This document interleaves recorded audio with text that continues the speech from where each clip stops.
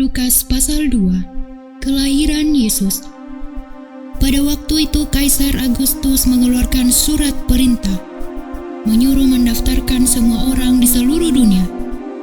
Inilah pendaftaran yang pertama kali diadakan sewaktu Kirenius menjadi wali negeri di Syria. Maka pergilah semua orang mendaftarkan diri, masing-masing di kotanya sendiri.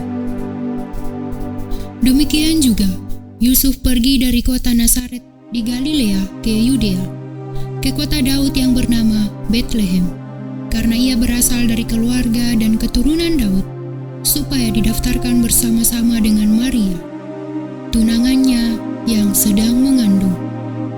Ketika mereka di situ, tibalah waktunya bagi Maria untuk bersalin, dan ia melahirkan seorang anak laki-laki, anaknya yang sulung, lalu dibungkusnya dengan lampin dan dibaringkannya di dalam palungan, karena tidak ada tempat bagi mereka di rumah penginapan. Gembala-gembala. Di daerah itu ada gembala-gembala yang tinggal di padang, menjaga kawanan ternak mereka pada waktu malam. Tiba-tiba berdirilah seorang malaikat Tuhan di dekat mereka, dan kemuliaan Tuhan bersinar meliputi mereka, dan mereka sangat ketakutan. Lalu kata malaikat itu kepada mereka, "Jangan takut, sebab sesungguhnya aku memberitakan kepadamu kesukaan besar untuk seluruh bangsa. Hari ini telah lahir bagimu juru selamat, yaitu Kristus, Tuhan di kota Daud. Dan inilah tandanya bagimu. Kamu akan menjumpai seorang bayi dibungkus dengan lampin dan terbaring di dalam palungan. Dan tiba-tiba tampaklah bersama-sama dengan malaikat itu sejumlah besar bala tentara surga yang memuji Allah, katanya, kemuliaan bagi Allah di tempat yang maha tinggi, dan damai sejahtera di bumi di antara manusia yang berkenan kepadanya." Setelah malaikat-malaikat itu meninggalkan mereka dan kembali ke surga, gembala-gembala itu berkata seorang kepada yang lain, "Marilah kita pergi ke Betlehem untuk melihat apa yang terjadi di sana, seperti yang diberitahukan Tuhan kepada kita." Lalu mereka cepat-cepat berangkat dan menjumpai Maria dan Yusuf dan bayi itu yang sedang berbaring di dalam palungan. Dan ketika mereka melihatnya, mereka memberitahukan apa yang telah dikatakan kepada mereka tentang anak itu. Dan semua orang yang mendengarnya heran tentang apa yang dikatakan gembala-gembala itu kepada mereka. Tetapi Maria menyimpan segala perkara itu di dalam hatinya dan merenungkannya.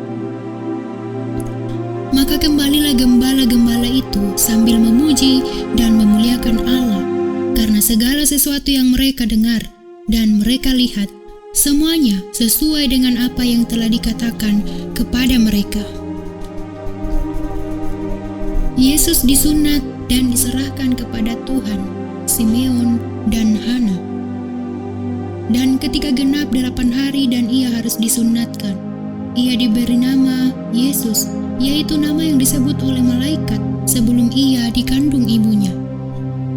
Dan ketika genap waktu pentahiran menurut hukum Taurat Musa, mereka membawa dia ke Yerusalem untuk menyerahkannya kepada Tuhan.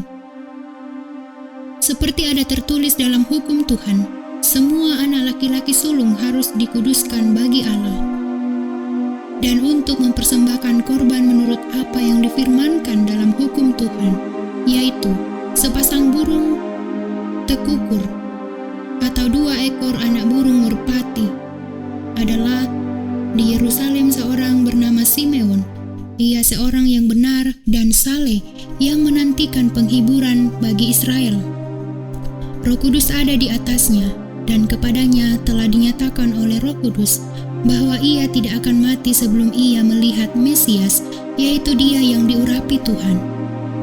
Ia datang ke bait Allah oleh Roh Kudus ketika Yesus anak itu dibawa masuk oleh orang tuanya untuk melakukan kepadanya apa yang ditentukan hukum Taurat. Ia menyambut anak itu dan menatangnya sambil memuji Allah, katanya, "Sekarang, Tuhan, biarkanlah hamba-Mu ini pergi dalam damai sejahtera, sesuai dengan firman-Mu.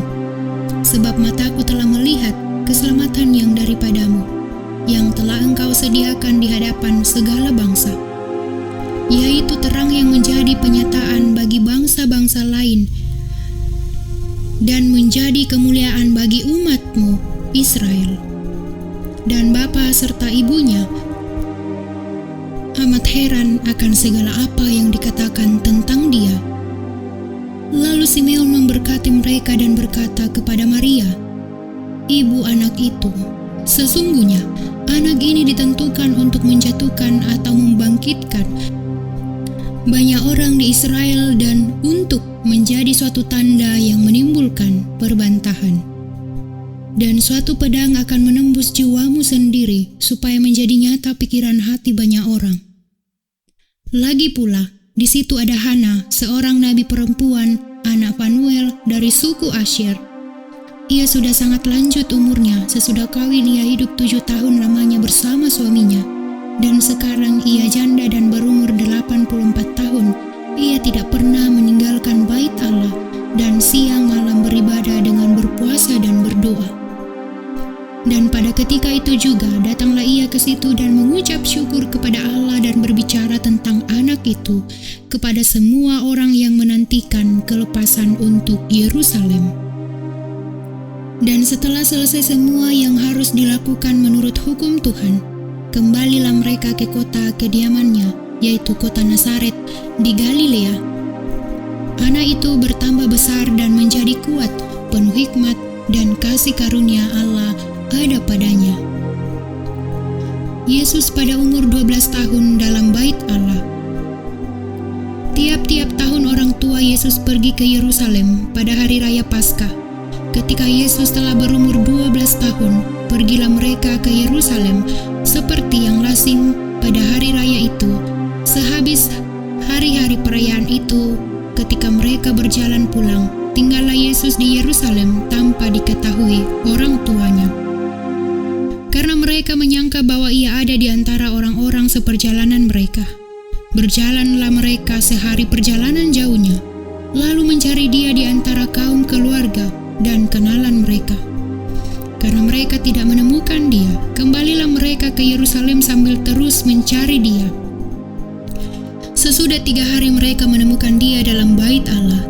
Ia sedang duduk di tengah-tengah alim ulama sambil mendengarkan mereka dan mengajukan pertanyaan-pertanyaan kepada mereka. Dan semua orang yang mendengar dia sangat heran akan kecerdasannya dan segala jawab yang diberikannya. Dan ketika orang tuanya melihat dia, tercenganglah mereka, lalu kata ibunya kepadanya, "Nak, mengapa engkau berbuat demikian terhadap kami? Bapamu dan aku dengan cemas mencari engkau." Jawabnya kepada mereka, "Mengapa kamu mencari aku? Tidakkah kamu tahu bahwa aku harus berada di dalam rumah Bapakku?"